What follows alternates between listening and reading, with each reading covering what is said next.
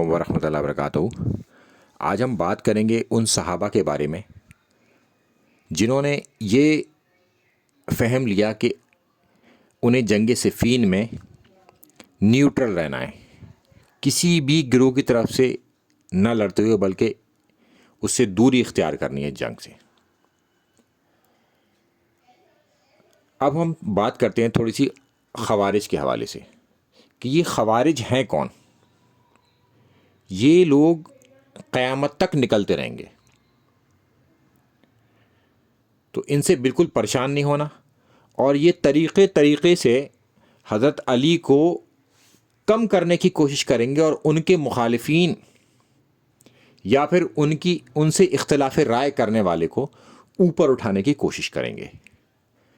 یہ لگاتار قیامت تک کرتے رہیں گے اور ان کو اللہ تعالیٰ جواب دلواتا رہے گا قرآن اور سنہ کی روشنی میں۔ اور ہم اپنا کیس کھڑا کرتے ہیں، بنانے کی کوشش کرتے ہیں قرآن، بخاری، مسلم، ان 3 کتابوں کے اوپر، کیونکہ اس سے بات کو سمجھنا اور سمجھانا آسان اس لیے کہ قرآن پر سب کا اتفاق ہے اور اہل سنت نے اجماع کر رکھا ہے بخاری مسلم کی روایتوں کے اوپر، یہ سب کی سب صحیح ہیں۔ تو پہلے خوارج کیا کیا کرتے تھے کہ وہ لوگوں کو یہ بتایا کرتے تھے کہ صفین جو ہے معاویہ بن سفیان نے اس لیے لڑی تھی کیونکہ وہ قصاص عثمان لینا چاہتے تھے، اور انہوں نے عوام کو بہت دن تک اس معاملے میں گمراہ کیا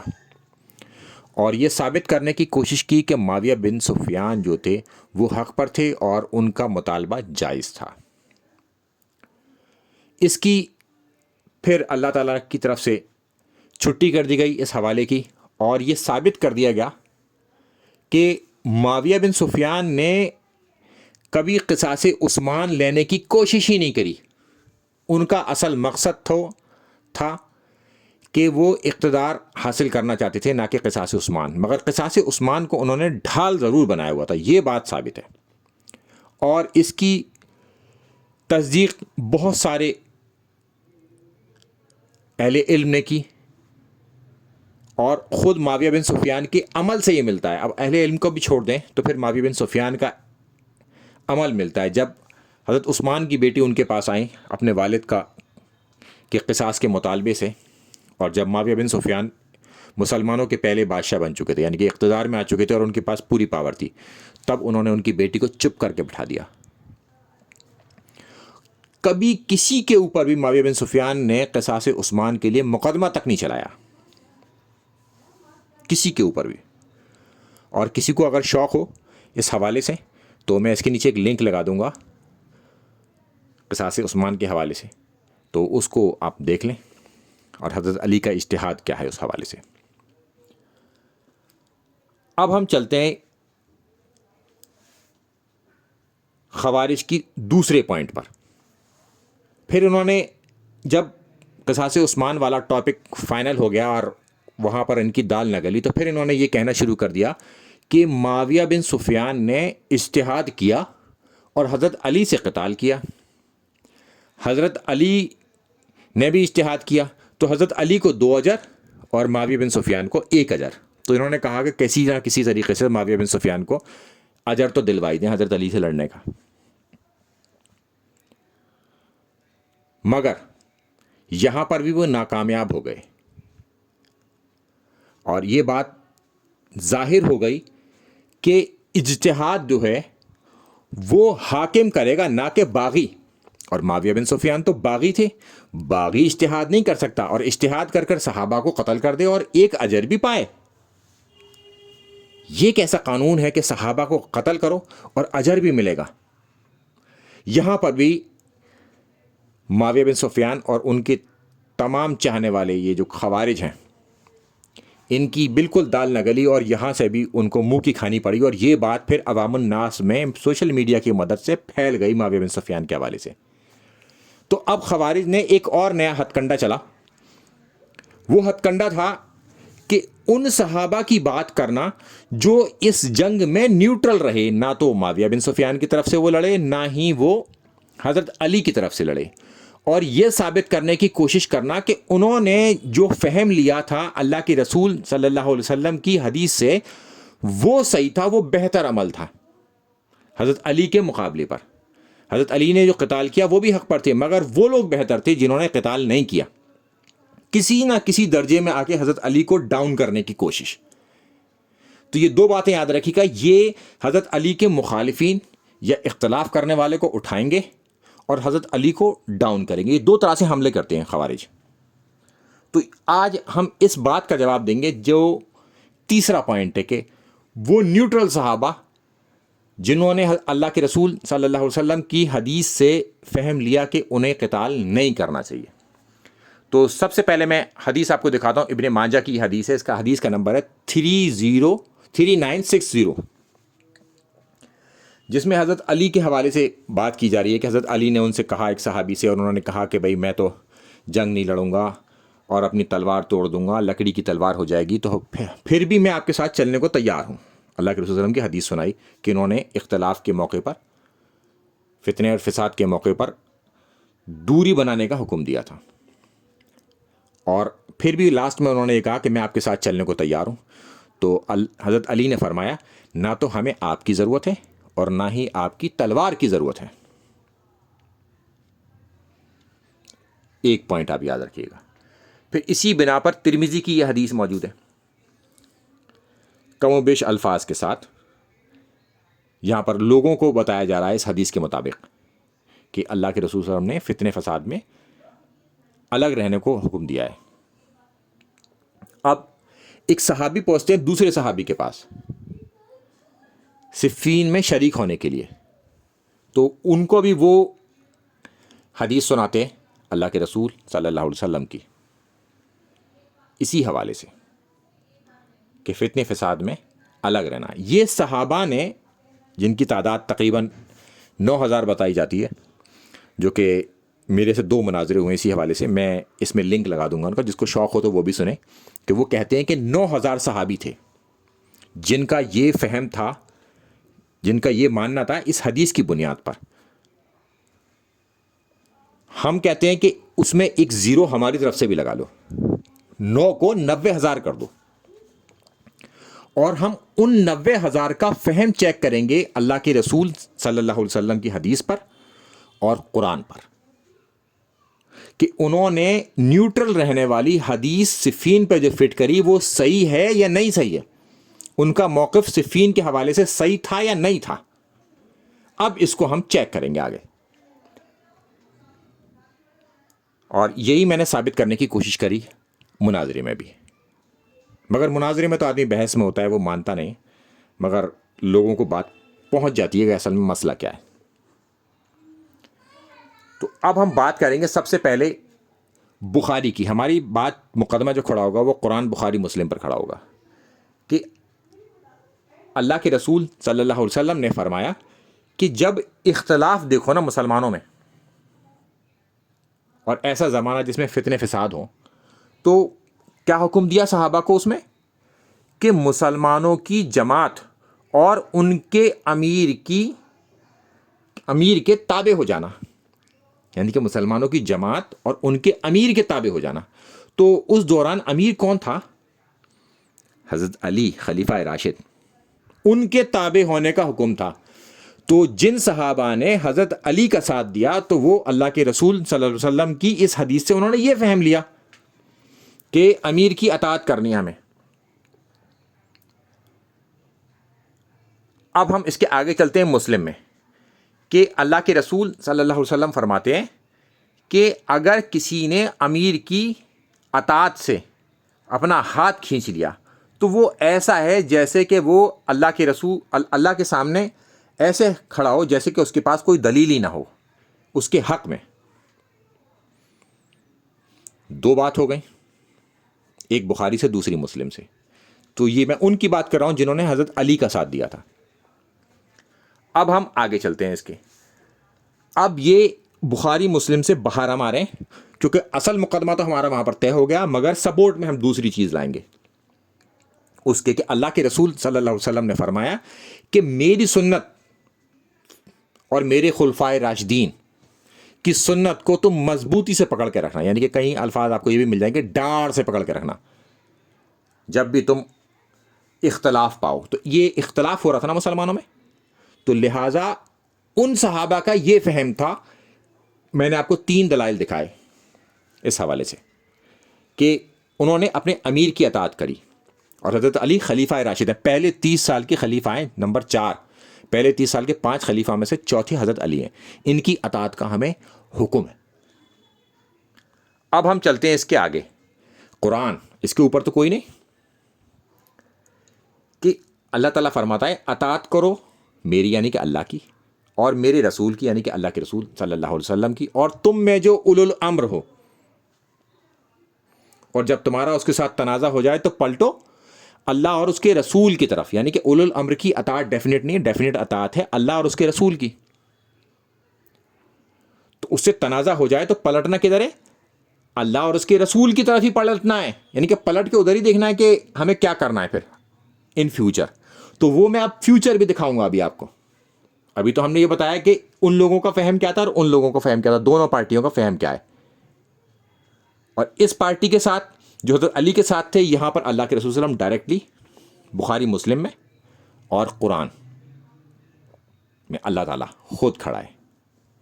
اب ہم چلتے ہیں اس کے آگے کہ حضرت علی نے جو اجتہاد کیا اس حوالے سے صفین میں، چونکہ حضرت علی کو نہیں پتا تھا، نہ اللہ کے رسول صلی اللہ علیہ وسلم نے بتایا تھا کہ تم معاویہ بن سفیان سے صفین لڑو گے، تو حضرت علی نے اجتہاد کیا اس معاملے میں، اور مسلمانوں سے قتال کب ہو سکتا ہے کہ جب کہ وہ باغی ہو جائے، اس کے علاوہ دوسری کوئی شرط ہی نہیں ہے۔ یہ بات یاد رکھے، دلیل میں آگے دکھا دوں گا۔ تو حضرت علی نے معاویہ بن سفیان سے قتال کیا، اس پر اجتہاد کیا۔ اچھا، اجتہاد کرے گا کون؟ یہ بھی یاد رکھیے، مسلمانوں کا جو حاکم ہوگا، حاکم وقت، وہ اجتہاد کرے گا۔ اگر اس کا اجتہاد صحیح ہوا تو اس کو دوہرا اجر، اور غلط ہوا تو 1 اجر۔ باغیوں کے لیے نہیں ہے کہ باغی اجتہاد کرے گا حاکم وقت کے مقابلے پر، صحابہ کو قتل کر دے گا اور نیکیاں بھی پائے گا، اسے اجر بھی ملے گا، یہ ہے وہ۔ اب اس کے آگے ابن ماجہ کی حدیث ہے، مقدمہ ہمارا مسلم کی حدیث پر تھا، مگر اس کے سپورٹ میں ہم ابن ماجہ کی حدیث لائیں، اس میں بھی یہی الفاظ موجود ہیں، تھوڑی بہت کمی بیشی کے ساتھ۔ اب ہم چلتے ہیں کہ اللہ کے رسول صلی اللہ علیہ وسلم نے فرمایا کہ اگر کوئی مسلمانوں کی نظام سلطنت کو، یعنی کہ ایک نظام کو ٹکڑے ٹکڑے کرنے کی کوشش کرے تو اسے تلوار کا نشانہ بنا دو، چاہے وہ جو کوئی بھی ہو۔ اب حضرت علی کے اجتہاد پر اللہ کے رسول صلی اللہ علیہ وسلم آ گئے کہ انہوں نے جب اسٹارٹ کیا تو وہیں پر ایک حدیث ہی آئے گی، یعنی کہ حضرت علی اور ان کے تمام صحابہ معاویہ بن سفیان کے خلاف نکلے تلوار کا نشانہ بنانے معاویہ بن سفیان کو۔ اللہ کے رسول صلی اللہ علیہ وسلم کی سپورٹ آ گئی، حضرت علی نے اجتہاد کیا تھا۔ اب جیسے جیسے آپ آگے چلتے رہیں گے، حضرت علی کے ہر موو پر میں ایک دلیل رکھوں گا بخاری مسلم اور قرآن سے۔ تو یہ میں نے پہلی دلیل رکھی پہلے موو پر۔ اب جنگ صفین میں معاویہ بن سفیان کے گروہ سے حضرت عمار ابن یاسر رضی اللہ تعالیٰ عنہ شہید ہو گئے، اور اللہ کے رسول صلی اللہ علیہ وسلم نے فرمایا تھا کہ عمار کو ایک باغی جماعت قتل کرے گی، عمار تو انہیں جنت کی طرف بلائے گا، وہ جماعت جہنم کی طرف بلانے والی ہوگی۔ یہ حدیث متواتر ہے، اس کو 7 محدثین نے صحیح کہا ہے اور 31 صحابہ نے روایت کیا ہے۔ یہ بخاری مسلم کی حدیث ہے، مقدمہ ہمارا بخاری مسلم پر کھڑا ہے۔ تو اس سے کیا پتہ چلا کہ صفین کے دوران، یعنی کہ صفین کے موقع پر ہی سب کو یہ پتہ چل گیا کہ معاویہ بن سفیان ہی باغی تھے،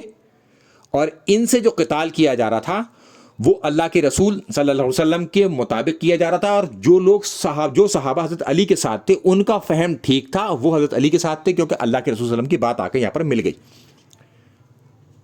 2 باتیں مل گئی ان کی، ایک جو مسلمانوں کی نظام کو ٹکڑے کرنا چاہے اس سے قتال کرو تو اسے تلوار کا نشانہ بنا لو، اور حضرت عمار ابن یاسر شہید ہو گئے، گولڈن مہر لگ گئی معاویہ بن سفیان کے اوپر کہ یہ باغی تھے، ان سے قتال کرنا ٹھیک تھا۔ اس کے آگے یہ مسند احمد کی حدیث ہے کہ معاویہ بن سفیان کو یہ پتہ چل گیا کہ ان کے گروہ نے ہی حضرت عمار ابن یاسر کو قتل کر دیا، وہی باغی ہیں۔ اس حدیث کو بھی صحیح کہنے والے 7 محدثین ہیں،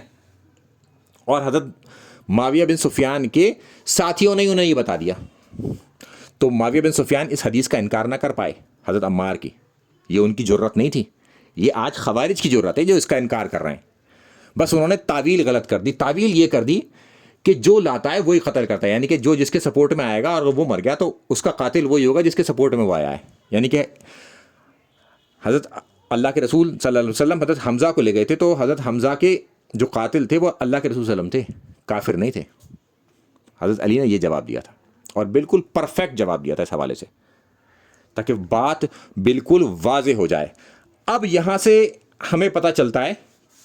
کہ حضرت علی کا جو جن لوگوں نے ساتھ دیا ان کا فہم ٹھیک تھا، حضرت علی کو دوہرا جا، اور جنہوں نے حضرت علی کے مقابلے پر آ کر ایک دوسری حدیث پیش کری، جنہوں نے اس سے یہ تاثر لیا کہ یہ صفین پر فٹ ہوتی ہے، ان کا فہم غلط ثابت ہوا اللہ کے رسول صلی اللہ علیہ وسلم کی اس حدیث متواتر سے۔ اب ہم بات کریں گے آگے قرآن سے، کہ قرآن کہتا ہے، اللہ تعالیٰ کہتا ہے کہ اگر مسلمانوں کا کوئی گروہ باغی ہو جائے تو تم اس سے قتال کرو۔ باغی کے علاوہ مسلمانوں سے قتال کرنے کا کوئی حکم ہی نہیں ہے۔ اب معاویہ بن سفیان کے باغی ہونے پر اللہ کے رسول صلی اللہ علیہ وسلم نے مہر لگا دی، اب قرآن نے بھی یہی بات کہہ دی کہ باغیوں سے قتال کرو۔ تو حضرت علی اور ان کے ساتھیوں کا فہم بالکل ٹھیک تھا، اور حضرت علی کے ساتھ جن لوگ کھڑے ہوئے تھے ان کا فہم بالکل ٹھیک تھا، حضرت علی کا اجتہاد بھی بالکل ٹھیک تھا، انہیں دوہرا اجر ملے گا۔ اور جنہوں نے حضرت علی کی مخالفت میں یا مقابلے پر آ کر اس نیوٹرل رہنے والی حدیث کا یہ فہم لیا کہ صفین پر اس کو لگایا، ان کا فہم غلط تھا، وہ غلطی پر تھے، ان سے خطا ہوئی اس معاملے میں۔ اب ہم اس کے آگے چلتے ہیں کہ خوارج یہ کہیں گے کہ پھر اس میں تو حکم ہے ان سے قتال کرنے کا، تو پھر معاویہ بن سفیان کو زندہ کیوں چھوڑ دیا؟ چونکہ معاملہ تحقیم کہا گیا، معاویہ بن سفیان کی طرف سے قرآن کو آگے بڑھا دیا گیا کہ فیصلہ اس کے ذریعے ہوگا، کیونکہ قرآن کی ایک آیت ہے کہ اے نبی، اللہ کے رسول اللہ کے رسول سے فرما رہے ہیں، یعنی کہ اللہ تعالیٰ اپنے نبی کریم صلی اللہ علیہ وسلم سے فرما رہا ہے کہ اگر تمہارا دشمن صلح کے لیے آگے بڑھے، پیشکش کرے، تو تم بھی اس کے ساتھ صلح کرو، باقی اللہ پر چھوڑ دو، اللہ بہتر کارساز ہے۔ تو حضرت علی نے تحقیم کا معاملہ کیا، اور تحقیم میں بھی معاویہ بن سفیان نے ابو موسیٰ اشری، جس کہ صحابی رسول سینئر صحابہ میں سے، ان کو بھی دھوکہ دے لیا۔ پھر انہوں نے بھی کافی معاویہ بن سفیان اور ان کے ساتھیوں کے اوپر برا بھلا کہا۔ حضرت علی کو تو پہلے سے ہی پتا تھا، یہیں سے خوارج کا ظہور ہوا، یہاں سے خوارج نکلے۔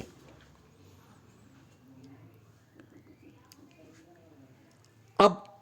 آپ کو تمام آیتیں اور تمام بخاری مسلم کی حدیثیں میں نے حضرت علی کے ہر موو پر لگائیں، صلح پر بھی میں نے لگائی جو انہوں نے تحقیم کے معاملے، مگر جنگ صفین میں تحقیم کا معاملہ پورا ہو نہیں پایا، یعنی کہ اس میں کوئی صلح نہیں ہوئی، صفین یعنی کہ ختم نہیں ہوئی کبھی، یہ یاد رکھیے گا، صفین کبھی ختم نہیں، کیونکہ وہ تحقیم والا معاملہ بھی بیچ میں ہی رد ہوا، کیونکہ ابو موسیٰ اشری کو انہوں نے دھوکہ دے دیا۔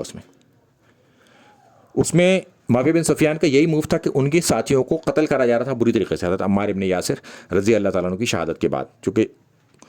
لوگوں کو پتہ چل گیا کہ باقی گروہ کون سا ہے، تو معاویہ بن سفیان نے اپنے آپ کو بچانے کے لیے تحقیم والی چال کھیلی تھی، مگر انہوں نے اس بات کو پورا کرنا ہی نہیں تھا، مگر اپنی جان بچانی تھی، تو لہٰذا وہاں تحقیم کی چال کھیل دی گئی، جس سے خوارج بھی باہر آ گئے حضرت علی کے خلاف، اور معاویہ بن سفیان بچ بھی گئے، اور انہیں قرآن کی کوئی بات ماننی بھی نہیں تھی۔ اب ہم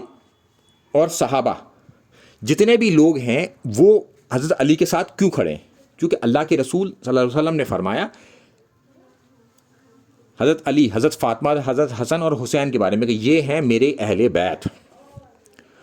اور اللہ سے دعا کر کر انہیں ان چاروں کو اللہ کے رسول صلی اللہ علیہ وسلم نے تطہیر کر دیا، یعنی کہ اب ان سے کوئی غلطی نہیں ہو سکتی، یعنی کہ اب ان سے کوئی خطا نہیں ہوگی۔ تو جس شخص سے کوئی خطا نہ ہو، ہم اس کے ساتھ کھڑے ہوں گے یا اس کے ساتھ کھڑے ہوں گے جس کا فہم غلط ثابت ہو گیا، اور اس کے ساتھ کھڑے ہوں گے جس کا فہم ہر جگہ صحیح ثابت ہوا، اس کا اجتہاد ہر جگہ ثابت ہوا، اللہ کے رسول صلی اللہ علیہ وسلم نے ہر موو پر مہر لگائی اور قرآن کی تمام آیتیں ان کے فیور میں آئیں، تو ہم حضرت علی کے اجتہاد کے ساتھ اس لیے کھڑے ہوئے ہیں کہ ان کے ہر موو پر اللہ کے رسول صلی اللہ علیہ وسلم کی گولڈن مہر لگ رہی ہے، قرآن کی آیتیں موجود ہیں، اس لیے ہم حضرت علی کے اجتہاد کے ساتھ کھڑے ہیں، اور اس لیے کھڑے ہیں کہ اللہ کے رسول صلی اللہ علیہ وسلم نے انہیں تطہیر کر دیا تھا، ابھی ان سے خطا نہیں ہوگی، غلطی نہیں ہوگی کوئی۔ السلام علیکم ورحمۃ اللہ وبرکاتہ۔